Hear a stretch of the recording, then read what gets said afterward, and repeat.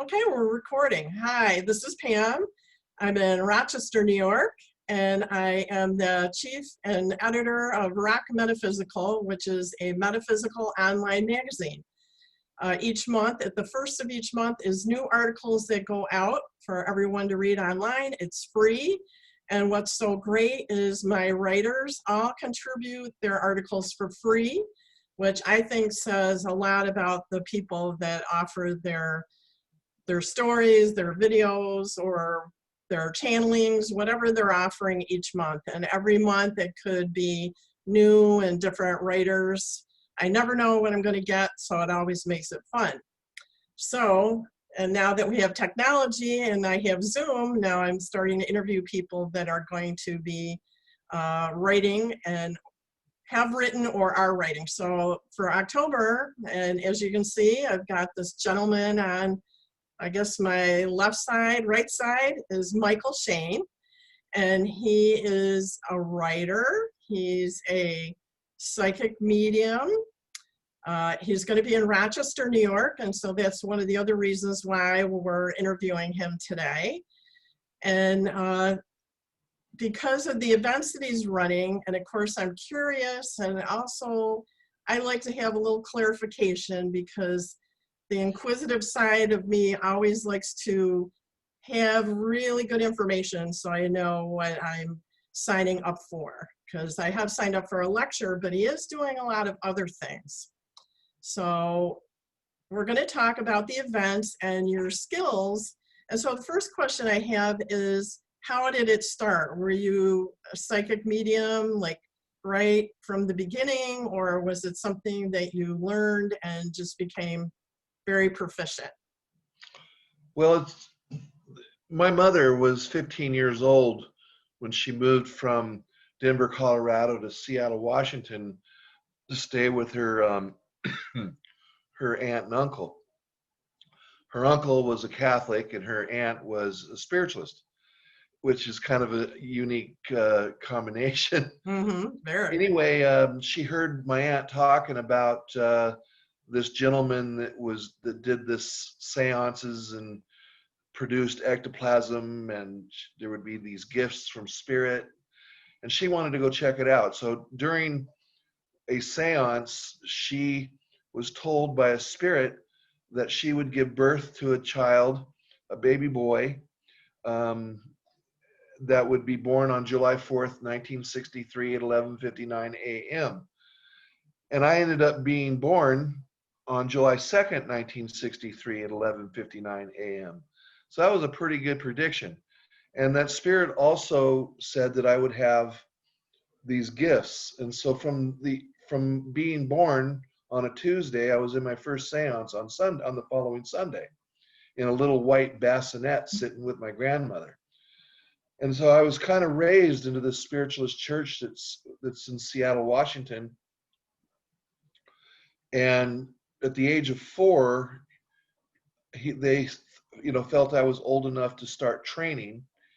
And I was really into it. I wasn't like a normal 4-year-old that couldn't sit still. I couldn't sit still doing anything else. But when I was doing the stuff with the spirit world, I did what I was told, And that went on until about, I don't know, I was about 6.5. And then some things changed, like, change happens in our lives all the time. And I ended up in the custody of my mother, and I went through a 20-year period that I call my dark ages, and did things that wasn't told to me, that really wasn't supposed to happen. So you kind of wonder, what is and what isn't. So at the age of 28, I started to go through a healing process in Sacramento, California. And the gentleman that was helping me with that knew of the prophecy about my birth. And he helped me bring out my mediumship abilities. And by 1994, I was doing it professionally. All right, and I see in your bio, you actually were certified or trained through an organization. Well, I wasn't actually trained through them. They had been monitoring my gifts through certain organizations overseas and in Florida, and they certified me as a honest to goodness medium. They're called the Asimpi organization. Um, I've been scientifically tested in HeartMath Institute, the Tremont Medical Center in Raleigh, North Carolina. There's a gentleman over in Basel, Switzerland. He's out of Heidelberg, Germany, named Eckhart Kruse. He has tested me with thermal imaging, voice analysis, meaning he tests the voices of the spirit to make sure that that the voices aren't all coming from me. Um, and all the voices that came through, I even have graphs and stuff that shows the hertz and the difference. And you can't fake it. Not even a gentleman by the name of Rich Little. Some of the people might know who he was or is, but he goes way back, and he used to do really good voices. And if you test those voices, it shows that all the voices, no matter how well they sound like the person he was imitating, came from the same voice signature or the voice box. And they measure that by hertz. All 5 of my voices came from different hertz, so different voice boxes. Well, I like the fact that you're bringing science into this, because so many people that question or wonder about the validity of mediumship or gifts that voices come through you, and you always wonder, how real is that? And so then one of the things that you use as part of your if you were doing a seance, you use a dark room, and there's a reason for that. And There's a can very you good reason. explain that? Yes. First off, I want to go by saying that there's a lot of education that people really need to get involved in to understand the differences of mediumship, where the origins of it was, what is it used for, how does it work.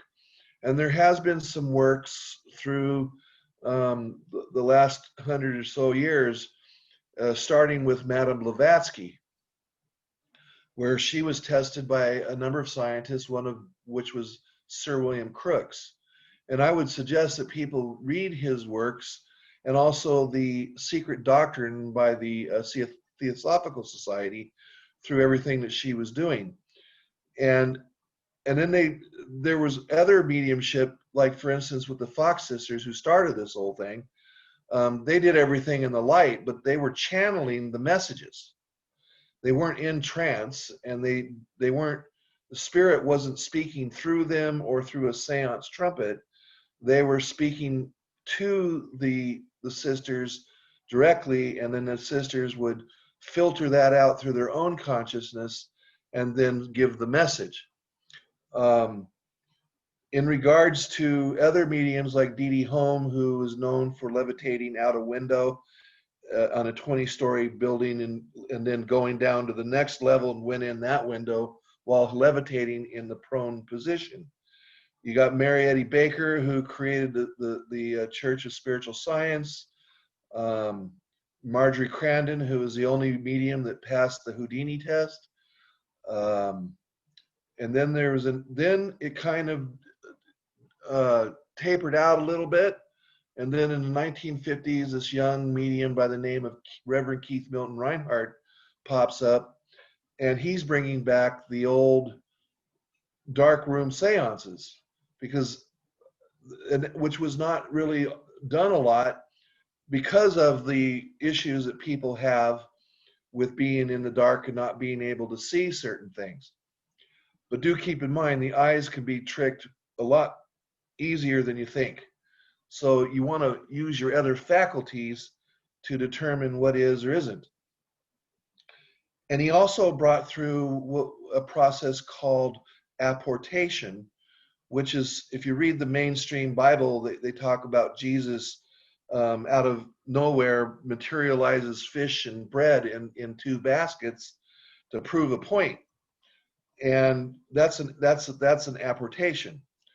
But when you go into a dark room is for the purpose of the ectoplasm itself.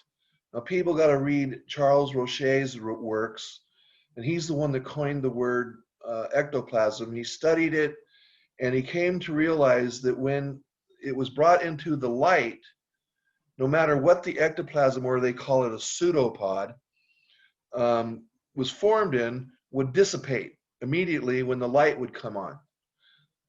Well, if you go into a darkroom seance, one of the protections that they use so the medium hopefully isn't hurt if a light accidentally is turned on, is to basically save their life so the light doesn't hit them. There's a medium, God bless her soul, I hope she's resting in peace. Her name is Helen Duncan. And she, in 2 instances in the same year, they turned on the light while there was a half materialized spirit in the room in ectoplasm, which would be called a pseudopod, because it isn't really their physical body. She died. You know, mediums have died by accidents and acts of viciousness because of people's doubts. And there's a master teacher by the name of Saint Germain, and I think he's the one that people have heard of the most. Right. He quotes the idea, and I don't think he coined this phrase, but he quotes it, and that is, where proof is needed, no proof will suffice. Where proof is not needed, no proof is necessary. But that was one reason why I went through a lot of scientific testing, was because I used to be in that proof mode. I wanted to prove that I was not a fraud. But I've come to find out it doesn't really matter what science says about someone. If they want to believe they're a fraud, that's what they're going to believe. And it doesn't advance your career any either. And so if you are a physical medium and you want some scientific backing, it's best to just do it with the knowledge that you're doing it for your own purposes. It's really not going to advance you or make you look more credible in the eyes of the people. For the exception of the rule, there might be some that will say, oh, wow, you know, but it is always good to have a scientific background in your work. And any mediums that refuse to do it, I would, you know, maybe there might be some questions there, but I also understand that mediums that are very real that have not denied doing it or didn't want to do it, it was out of concern for their own well-being, because you really didn't know who these scientists were. Right. You see, so when the ectoplasm comes through, it's in the dark, so the ectoplasm does not dissipate. All right, and spirits will walk around the room. I do a seance where a spirit will materialize either their hand and arm or a partial part of their body, and they do hands-on healing on the individual. And once they're touched by this spirit, the person that's sitting in a chair has the right to touch them. And, you know, I have these hands, but when you touch the spirit hand, you can pretty much tell that it's not me, especially when they're small little female hands, which I can't produce with these big meats. You see, when Jesus comes through and does the healing, he has long, skinny fingers. Saint Germain has long fingers, but not as long as Master Jesus's. Katumi, he has a little meat around his fingers, but they're long. And Buddha's, his hands are so big you can sit in them. We just recently did a seance up in Detroit where Buddha came through and gave this woman a healing, and she said the hands were so big they covered the whole top of her head and down on the sides. You see, and you have to use your own faculties, but Saint Germain always says to everybody, never believe just willingly, or because you know this person, don't believe him because of that. He always states, every time you see a medium, whether they be a mental medium or even a physical medium, always keep a healthy skepticism every single time. Well, that's why I'm here asking questions in hopes to clarify it. So, you know, people will check out your schedule and see, you know, if there's an interest in one of the things that you're going to be doing.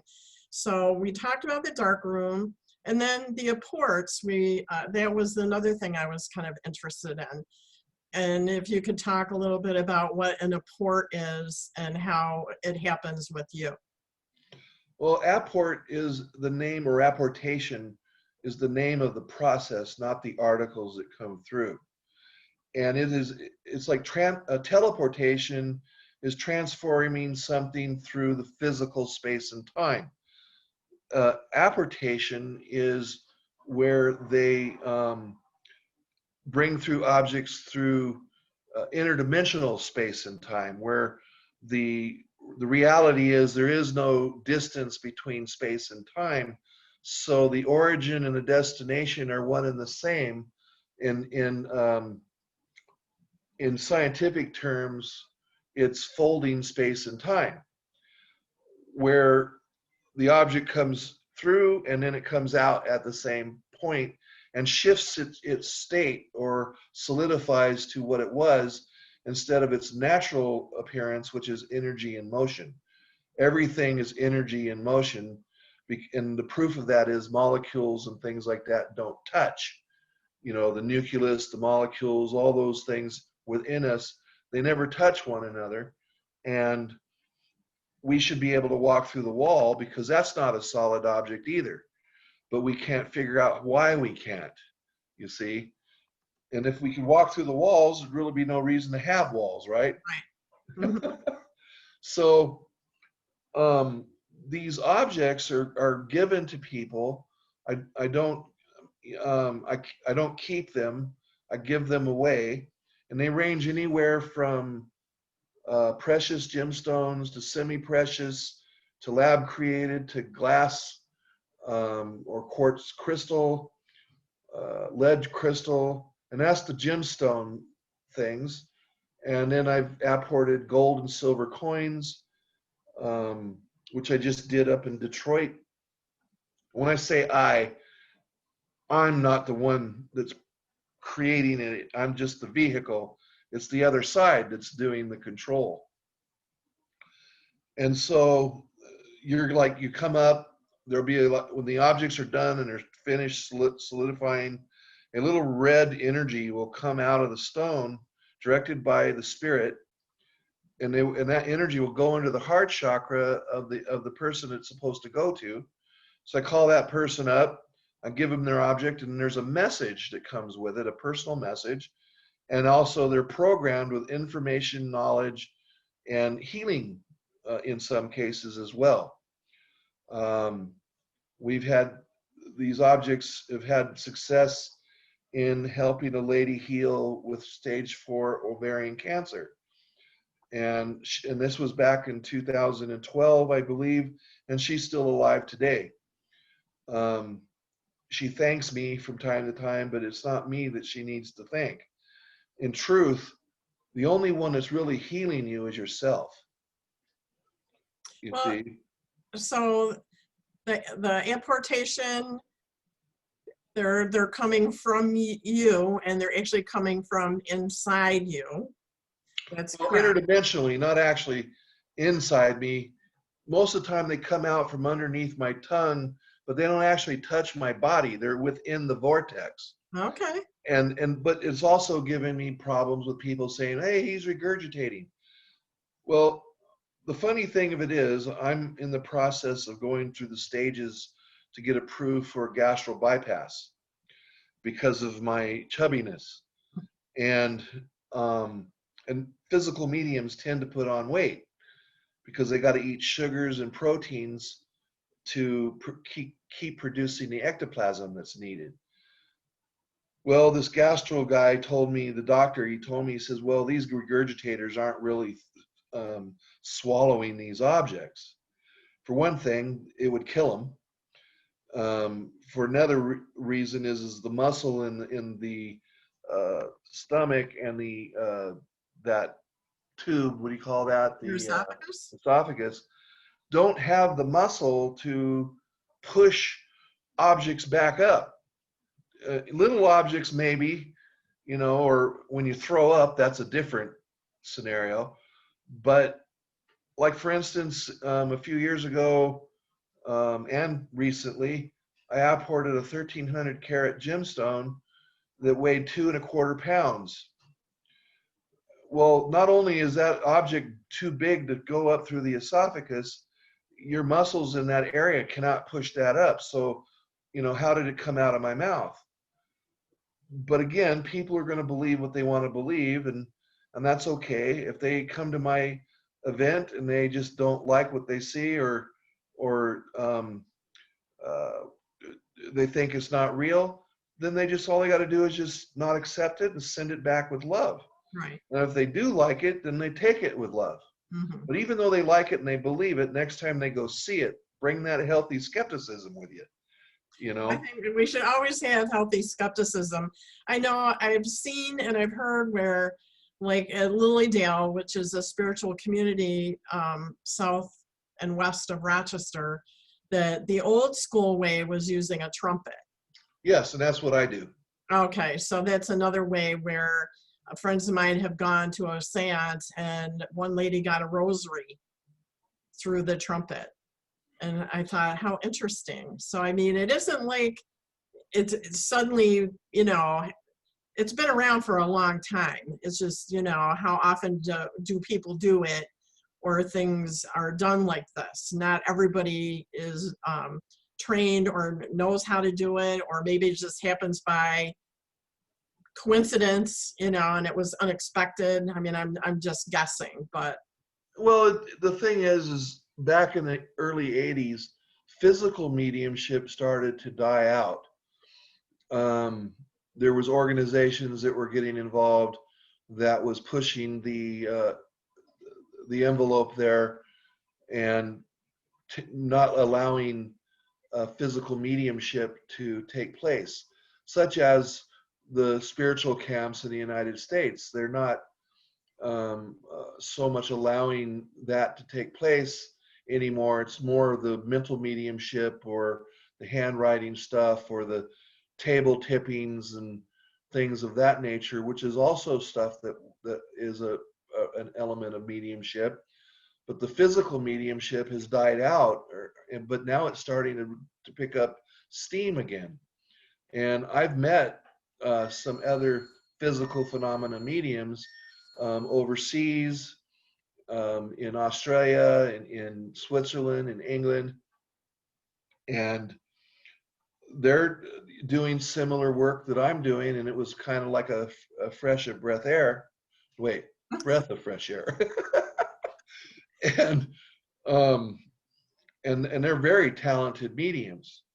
I finally get an opportunity when I'm around them to sit and be a sitter instead of being the guy in the cabinet, because I missed that part of the older days when I was a little boy and I used to get to sit and see the seances and stuff. But I want to make it clear that it doesn't, all mediumship is valid in regards to its importance. There isn't any one mediumship that's better than the other because they all have their purpose, and everyone says, I want to be a physical mediumship. I want to do physical medium. Well, be careful what you ask for in that regard, because you just might get it. And now the universe, I guess you could say, is bringing forth more physical mediums than there ever has been in the history of this world, because of time moving faster than it normally does.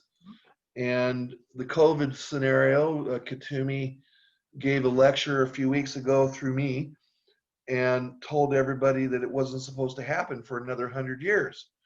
And the reason is why it's happening now unexpectedly is because the time is catching up with itself. And it's not over yet. We might be in the end of 21 before things change, or even into 22. But I pray that it'll be gone tomorrow. Well, I keep asking and telling them that it's got to be done sooner than later. So I Yep. sure hope, we move forward. So my other question is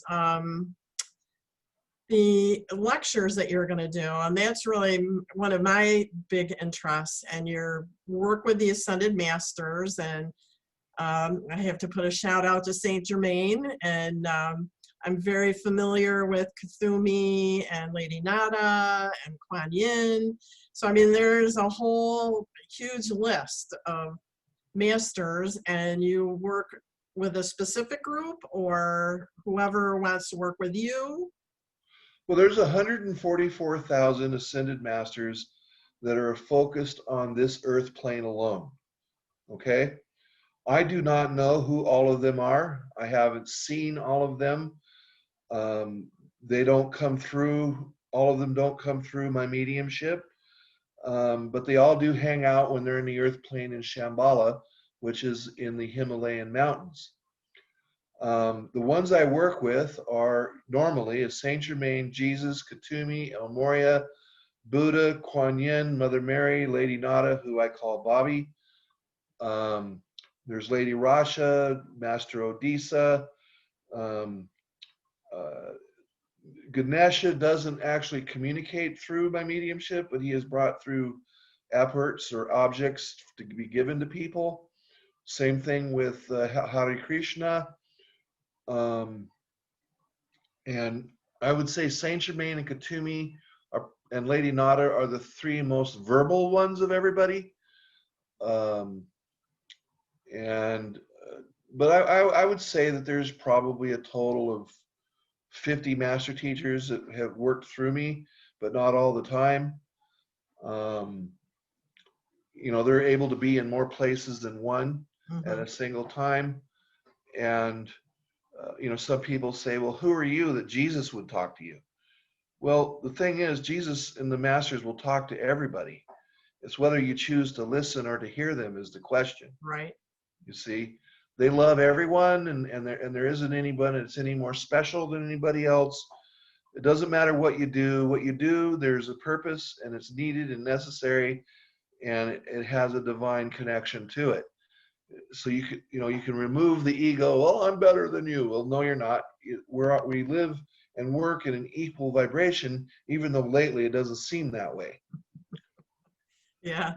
Well, and so you're giving a couple lectures. One is Masters of the Himalayas, which is Shambhala, or maybe the old term was Shangri-La when they made that movie, what was it, like 1940s, 1950s, where I think it was 40s, 1940s. Yeah, they got lost and they found this beautiful place, and I've read a lot of the I Am discourses and a lot of the theosophical writings, and where people had talked about traveling into the Himalayas and finding Shambhala. Well, that book, or that movie you're talking about, actually comes from the book The Life and Teachings of the Masters of the Far East by Beard T. Spalding, which is a book that it's a series of 5 volumes. There is a 6th one that just appeared out of nowhere, and it's a set, and they're good reading. It comes from the memoirs of Beard T. Spalding Sr. And I've read it a number of times. It's a really good book to read. And every 7th year, there's people that do a pilgrimage to get to Shambhala, hoping that they'll open the gate and let them come in. And only a rare few actually get to do it physically. Right. If I was invited to go there, I wouldn't make it because I'm out of shape. Well, the altitude is high. I went to Peru, and I was in Lake Titicaca. It was 15,000 feet. Wow. It was a challenge. I mean, I did it, but Is that Machu Picchu? Yeah, Machu Picchu, Lake Titicaca. We were near the Amara Maru portal. Okay. Yeah. Okay. So, yeah, I was there kind of hoping that maybe Lord Maru would show up. Or maybe we'd have some nice sky friends show up. It was, Master Ashtar. huh? The Ashtar command, Master Ashtar. Well, that would have been nice. Yep. But it was a very physical trip, and so after dinner, there was it was pretty much lights out. You know, it was really wore you down because of the lack of oxygen. So, I mean, if you went to the Himalayas, you'd really have to work out quite a bit. And I was working out a couple of times a week to make sure I was strong enough to do that trip. So, I don't know. I don't think I have any more questions. Is there anything that you want to add? Well, just for everyone to remember, you know, that we are in actually control of our life. And if you focus on the vibration of love, it will heal and create anything you want. The other is, I'm going to be in Lilydale here around the 6th through the 11th, I believe. Not in Lilydale camp, but a place nearby, one of its members. And then from there, I head to your place, Rochester, New York. And I'm assuming that you told me you posted the contact information there for anyone that might be interested to seeing for themselves, because that's the best way to do it. See it for yourself, but don't forget to educate yourself and read about it, because this isn't something that's new. It's rare right now as far as the physical phenomena is concerned, but it's coming back, and it's going to be a fun ride. All right, and so just when people watch this, the information is on Plymouth Spiritual Church's Facebook page. It's on Plymouth Spiritualist regular website, and now it's on ROC Metaphysical on the business advertising section. All the dates and the different things that you're offering are going to be on there. And then I'm trying to think, and it's also on my meetup, but if they go to the magazine or to Plymouth's information, also it's on Eventbrite. So if people are familiar with Eventbrite, they can go on Eventbrite and put in your name, and we should probably, I'm going to spell your name. It's Mychael Shane, Shane. So they can go to Eventbrite and just put in your name in Rochester, New York, and then the events are all listed on there. And the other thing is, if it's the lectures, it's still a ticketed event because they need to make sure that they account for how many people attend due to COVID. So it isn't like you can just show up at the door, because it's more of an open lecture thing than it is a seance where they have to have an actual number to know. And we are following the protocols for the COVID too. Right. I mean, the sanctuary in the church is pretty large, so, you know, they can accommodate a pretty good crowd. And I'm sure if there was overflow, they could use the lower level and just set up a microphone, and as far as the lectures are concerned. So I think that's it. So I just tell folks to go to ROC Metaphysical and look at the list of the different options. He's doing seances, he's doing the apportations, he's doing lectures. The other lecture was twin flames and twin rays. And I would tell people, look that up. There's all kinds of things about twin flames on the internet. And the other one was about after physical phenomena, then what? Right. And that might be good. So, I mean, if people want to understand it more, that would probably be a good lecture to go to. You know, if you go to your event or someone else's and they receive a gift, you know, what do you do with that gift? And, you know, what impact could it have, you know, after? So I think I'm going to hit the stop record button now. And let's hope I do it right. I'm still getting my technology down here.